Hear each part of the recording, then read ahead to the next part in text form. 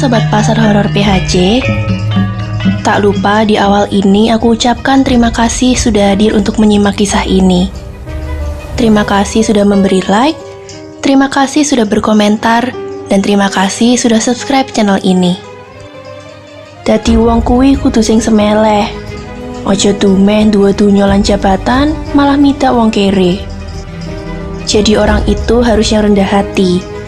Jangan mentang-mentang punya harta dan jabatan, malah menginjak yang melarat. Kata Nenek Jum pada cucunya. Suara itu tetap jelas, walau jarak rumah tetanggaku itu dengan rumahku sekitar 30 meteran. Meski aku paham maksud nenek itu ada masalah apa, tapi aku tidak berniat sama sekali untuk mencampuri urusan orang lain kecuali keluargaku sendiri. Aku yang tinggal di salah satu desa di Purworejo ini memiliki kebun yang cukup luas yang letaknya persis di samping kanan rumah. Sedangkan sebelah kiri rumah ada kolam lele yang dibuat bapak belum lama ini. Marti, panggil ibuku dari belakang. Iya bu, aku menyahut sambil menghampirinya. Ti, siapa yang meletakkan bunga ini? Tanya ibuku padaku dalam bahasa Jawa. Gak tahu bu, mungkin adik atau bapak kali, jawabku seraya mengambil bunga itu. 5 kuntum bunga sedap malam, kutaruh di atas meja makan. Narko, kamu tahu bunga di dekat dapur itu? Tanya ibu pada adikku yang lagi duduk di teras. Gak tahu bu, sahut adikku tanpa berdiri masuk ke dalam. Kulihat jam dinding menunjukkan angka jam 5 lewat 8 menit sore. Mending aku mandi sekarang aja, kataku dalam hati. Sambil berjalan ke kamar mandi, aku ambil bunga di atas meja makan itu lalu kucium. Tadinya aku kira bunga itu wangi, ternyata tidak. Kemudian aku letakkan lagi pada tempat semula, aku pun berjalan lagi ke belakang sambil bergumam. Iya sih, namanya aja bunga sedap malam, berarti nunggu nanti mungkin baru baunya wangi. Setelah selesai mandi, aku jemur handukku di gantungan dari bambu di belakang rumah. Kemudian aku menuju kamarku untuk merapikan rambutku. Assalamualaikum. Waalaikumsalam, balas ibuku. Kalau dari suaranya, itu pasti Bule Naya. Aku pun bergegas ke ruang tengah, lalu aku cium tangan buleku itu. Dari mana, Lek? Tanyaku. Dari rumah saja, Mar. Ini lagi membawa jamu untuk ibumu, kata bule sambil menyeruput wedang teh buatan ibu. Aku lalu memisahkan diri dari mereka, kemudian aku berjalan menuju ke depan rumah. Tidak lama berselang terdengar suara azan maghrib, aku pun masuk rumah untuk sholat. Setelah selesai maghriban, aku ke dapur membuat 4 gelas teh manis panas untuk sekeluarga. Ternyata buleku sudah pulang saat aku sholat tadi. Bu, ini singkong rebusnya diberi gula nggak? Terserah kamu, Ti. Tapi kalau bapakmu lebih senang tanpa gula, jawab ibu sambil menanak nasi. Sepiring singkong rebus dan semua tehnya aku letakkan di ruang tengah, sementara bapak dan Narko sedang ngobrol di ruang tamu. Aku akhirnya ikut nimbrung di situ sambil bilang kalau teh dan singkongnya sudah siap. Dari pembicaraan adikku, ternyata bahas kalau Pak Kayat rumahnya juga ada bunga sedap malam. Terus, apa yang terjadi di rumah tersebut? Tanya bapak. Gak ada apa-apa, Pak. Hanya mereka merasa aneh saja kalau di dalam rumahnya ada bunga itu. Jawab Narko sambil berdiri, lalu masuk ke belakang.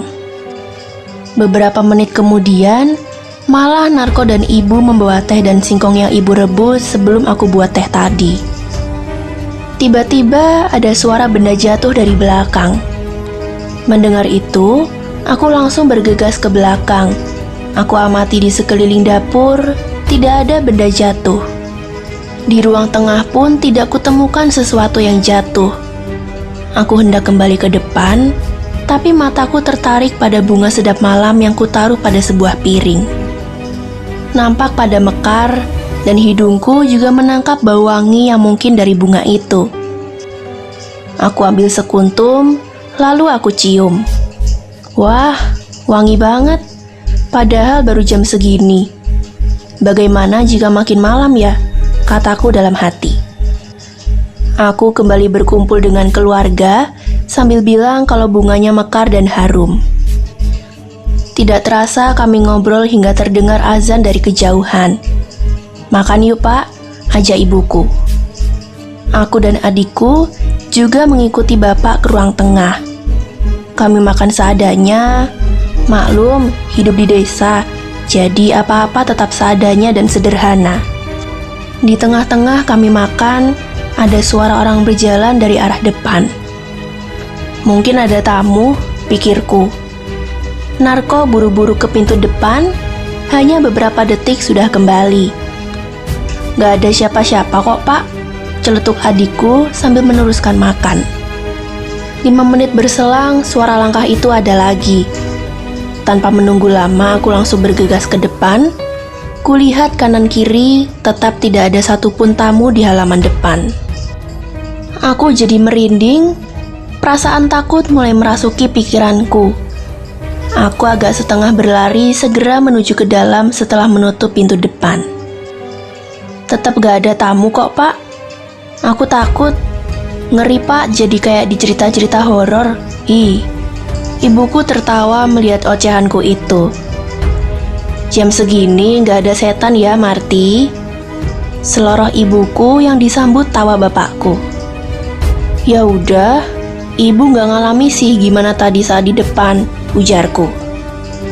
Ibuku meneruskan makannya tanpa menanggapi perkataanku. Setelah selesai makan, ibuku mengambil bunga itu lalu menciumnya. Iya, Ti, semerbak mewangi, ucap ibu sambil meletakkan bunga tersebut di piring. Aku dan ibu membawa piring dan gelas kotor ke belakang di dekat sumur. Aku mulai mencuci gelas dan piring, sementara ibu merapikan meja makan. Setelah selesai, ibu menyusul bapak dan Narko di ruang tamu, sementara aku masih di belakang. Hampir selesai aku cuci piring ketika pintu belakang seolah ada yang membuka. Sedetik kemudian menutup kembali, begitu seterusnya. Usai sudah kerjaanku, tapi pintu belakang yang menghubungkan dalam rumah dengan halaman belakang masih juga bersuara. Mungkin karena angin kali. Sebelum aku kunci, aku sempat melongok keluar rumah. Karena dirasa aman-aman aja, aku tutup pintu sambil aku kunci. Aku mulai melangkah ke arah ruang tengah, akan tetapi aku urungkan. Pintu belakang kok terbuka lagi sih? Padahal jelas-jelas tadi aku sudah menguncinya. Nampak pintu itu terbuka lebar, sementara di luaran sana gelap gulita. Bulu kuduku telah berdiri, disertai nafas yang menyesakkan dada. Dengan tangan gemetar kurai pegangan pintu itu untuk kutarik, dan di detik itu juga, di depan sisi kanan sudah berdiri satu sosok pocong. Aku kaget banget, hingga dadaku berdesir. Astagfirullah, ya Allah. Aku beringsut mundur, lalu segera berlari ke depan tanpa sanggup menutup pintu tersebut. Bu, tolong bu, kataku sambil menangis. Ada apa nak? Tanya ibu sambil merangkulku. Aku takut bu, ada pocong di dekat pintu belakang, ujarku sambil terbata-bata mengatakannya. Ibu bergegas ke belakang. Semenit kemudian terdengar teriakan ibu. Pak, kesini. Kami bertiga yang mendengar teriakan ibu, sontak langsung cepat-cepat ke belakang. Nampak ibu sudah terduduk di bawah sambil menangis histeris. Setelah pintu belakang bapak kunci, bapak dan Narko memapah ibu ke ruang tengah, sedangkan aku menuang air putih dari kendi. Minum dulu bu, kataku. Ibu melihat apa? Tanya bapak, sementara Narko sudah nampak ikut ketakutan. Sama dengan Marty, Pak. Aku pocong dan baunya busuk sekali, kata ibu yang masih terlihat melinangkan air mata. Istighfar, Bu, kata bapak sambil memberi ibu segelas air putih. Iya, Bu, segera diminum, kataku menimpali. Aku yang masih bergidik ini jadi tidak berani menaruh gelas ke belakang.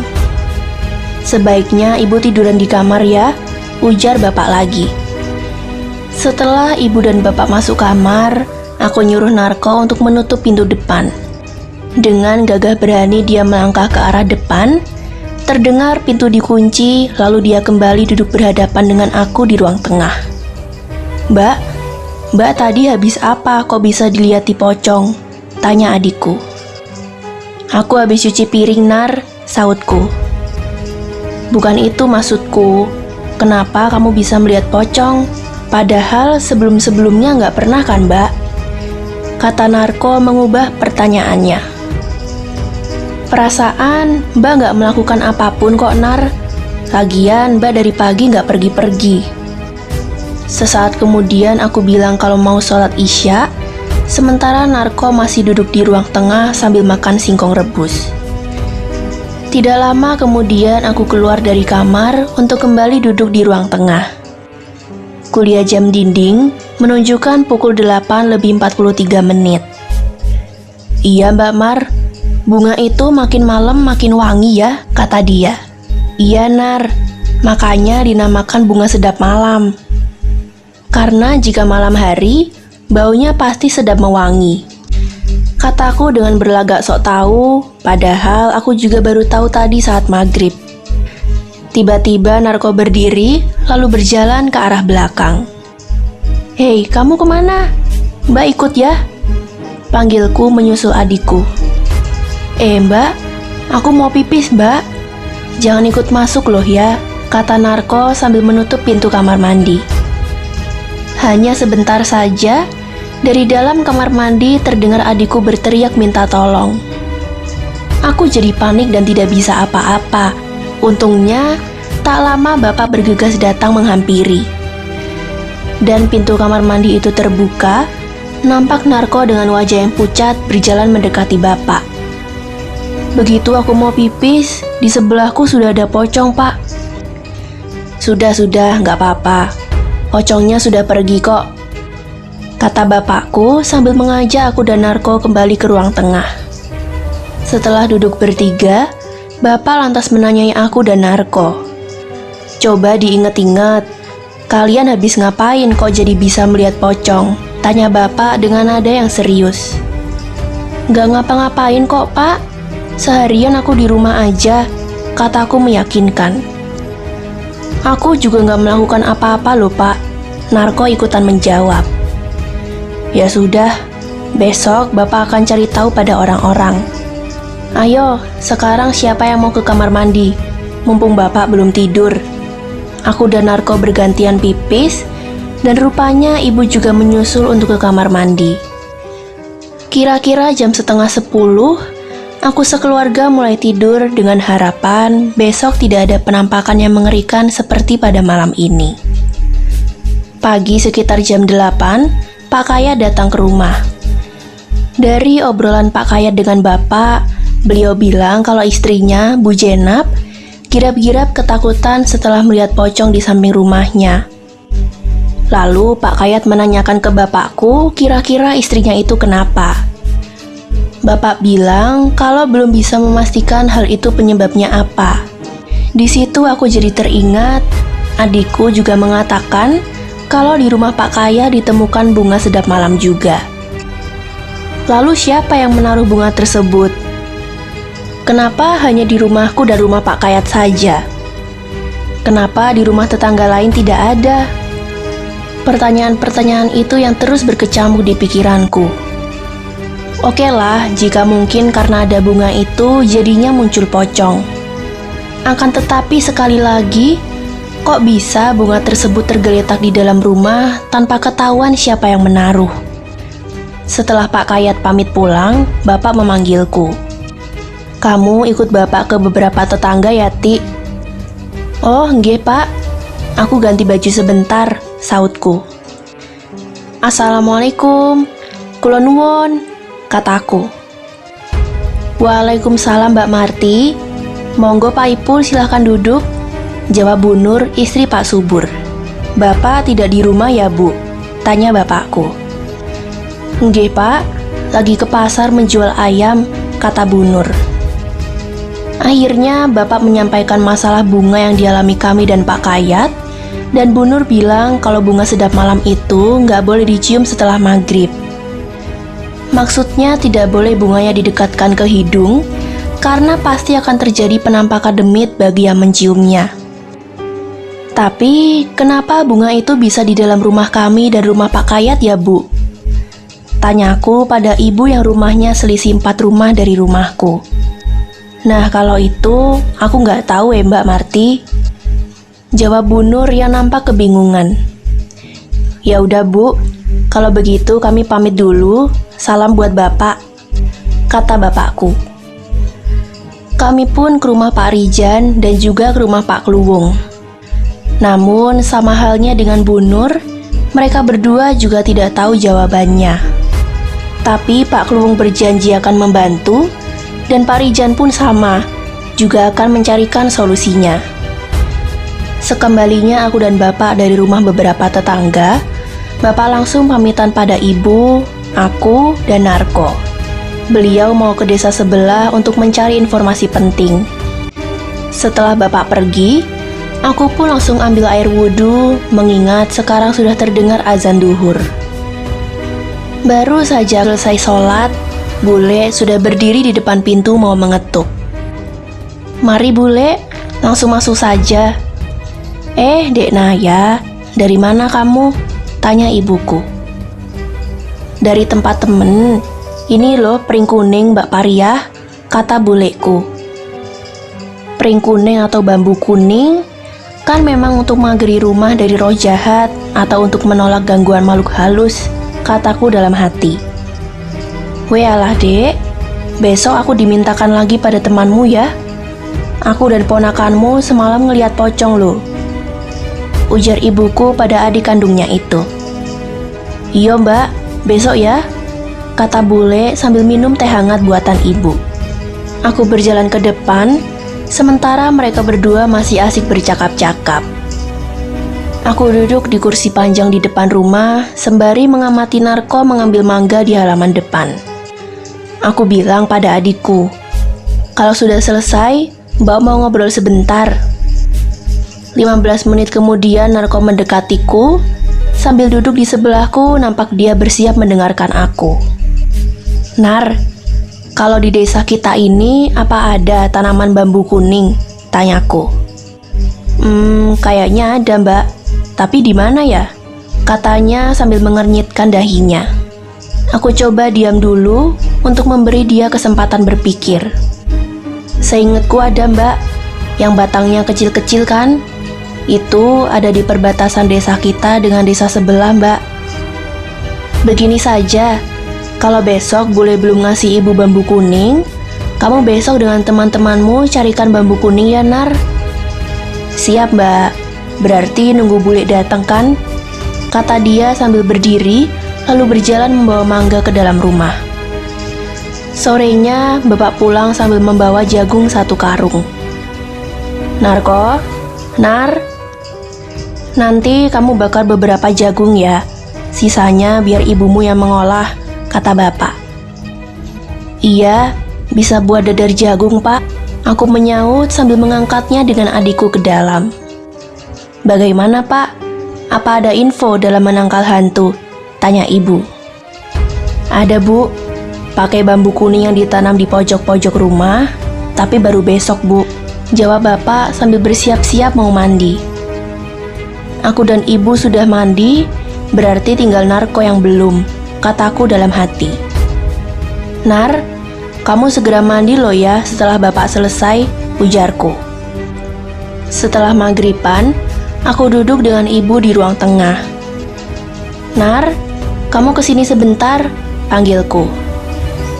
Bu, alasan kita bertiga didatangi pocong, ternyata kata Bu Nur karena kita telah mencium bunga sedap malam setelah maghrib.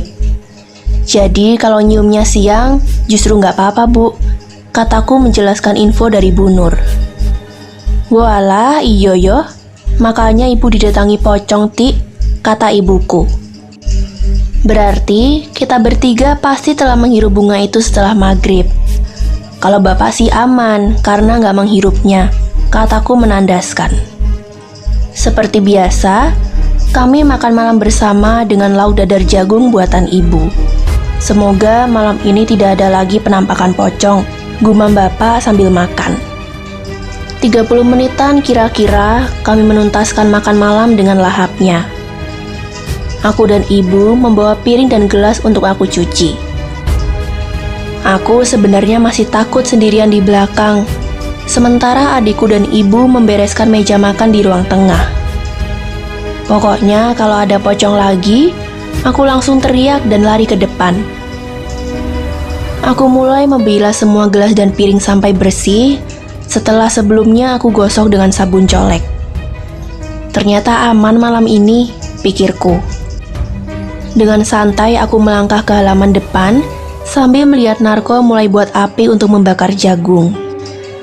Sedangkan ibu mengantar jagung ke beberapa tetangga.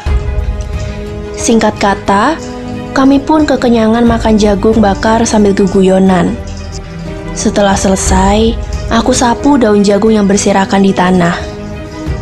Ibu dan Narko membawa sisa jagung ke dalam, sementara bapak sudah duluan ke dalam. Suasana sudah sepi di depan rumahku, walau azan Isya belum Yang ada hanya suara binatang malam seperti jangkrik dan lain sebagainya. Setelah semua terkumpul, aku masuk ke dalam untuk mengambil korek. Aku mulai membakar daun-daun itu, api mulai membesar dan menerangi halaman yang tadi gelap gulita. Sekilas di dekat batang pohon randu di sebelah rumahku, ada sesuatu yang bergerak dengan perlahan. Paling-paling daun yang tertiup angin, pikirku. Namun lama-kelamaan, kok semakin mendekat dan semakin jelas. Hingga akhirnya aku pandang itu apa? Satu sosok pocong telah berdiri di situ. Ih, aku bergidik. Langsung aku lari masuk ke dalam. Pak, Bapak, tolong jagain apinya ya. Aku takut ada pocong di dekat lubang sampah itu. Bapak berdiri, lalu perlahan menuju ke depan diikuti Narko dan ibu.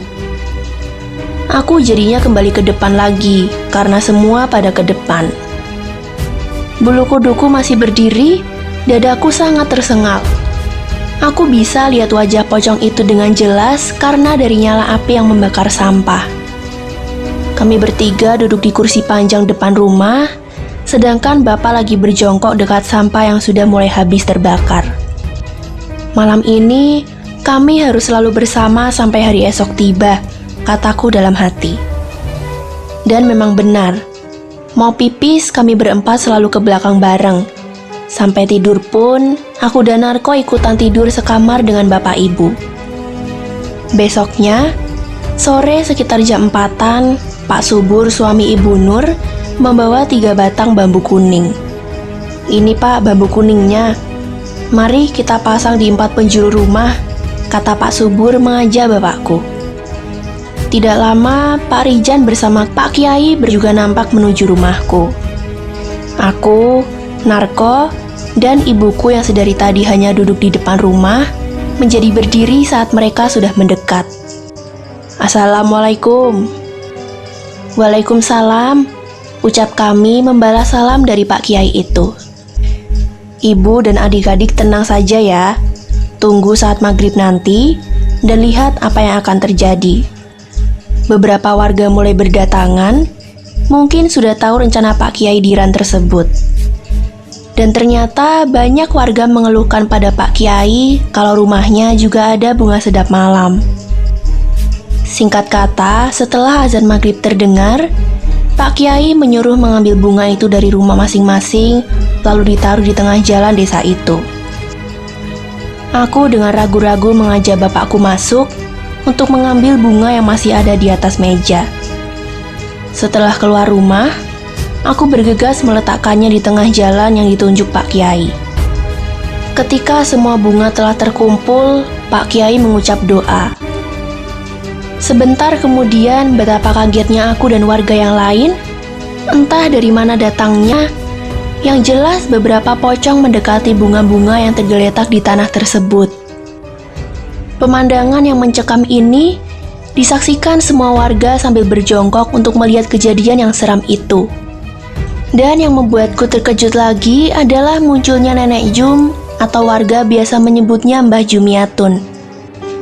Yang aku tahu, Mbah Jum adalah nenek setengah gila yang sering ngomel-ngomel sendiri di dalam rumahnya. Namun, sekarang ngapain nenek itu mendekati Pak Kiai? Kataku dalam hati. Dan 5 detik kemudian, Pak Kiai berkata lantang pada Mbah Jum, "Mbah, sampean sudah membuat ribut di desa ini. Sekarang terpaksa saya cabut ilmu yang sampean punya, ilmu yang tidak ada manfaatnya." Kemudian Pak Kiai menghentakkan tangannya ke arah nenek itu. Semua pocong yang ada pada terbakar, sementara nenek itu terjungkal ke tanah sambil mengerang kesakitan. Satu persatu pocong itu musnah terbakar, dan nampak Mbah Jum menggelepar kesakitan entah karena apa. Mbah Jum hanya pingsan. Tolong dibawa saja ke rumahnya biar dirawat oleh cucunya.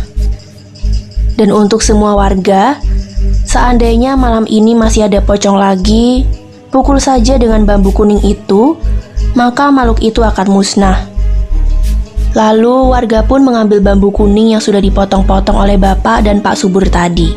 Kemudian, perlahan warga mulai kembali ke rumah masing-masing dengan hati yang tenang.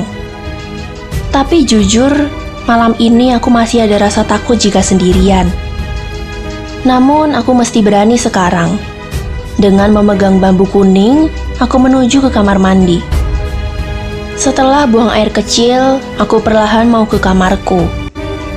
Suasana dapur remang-remang dan sepi karena sudah jam 10 malam. Aku menggigil karena rasa takutku masih ada akibat kejadian semalam itu. Langkahku terhenti ketika aku kembali mencium wangi bunga sedap malam. Kuamati sekeliling, tapi tidak ada sekuntum pun bunga itu.